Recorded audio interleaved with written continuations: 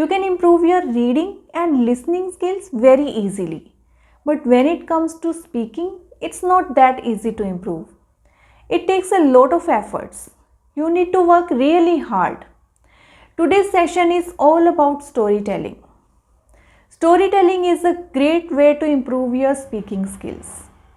When you listen to a story and then try to narrate it in your own words, it helps you to improve your vocabulary, sentence formation skills, and also it helps you to organize your thoughts. Today I am going to narrate a very famous story, a true story, a story of the most famous ship, the Titanic. Listen to the story very carefully and then try to narrate it in your own words. So without any further delay, let's start with the video. Once upon a time, there was a very famous ship called the Titanic. It was the biggest and the luxurious ship ever built at that time. The Titanic was supposed to sail from England to America. People from all over the world were excited to travel in it because it was incredible. It was huge, as tall as an 11-story building.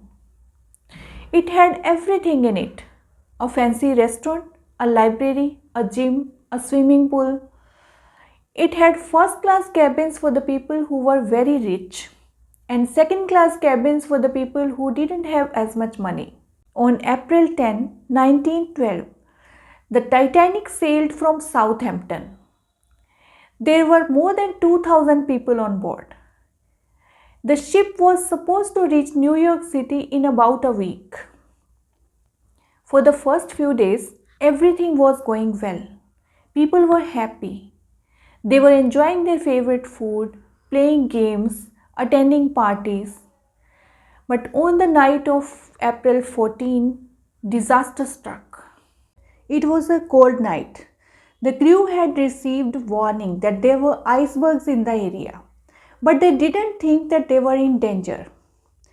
The Titanic was considered unsinkable. It had watertight compartments which could be sealed off when there was a leak. It was around 11:45 when the ship's lookout noticed an iceberg directly in its way.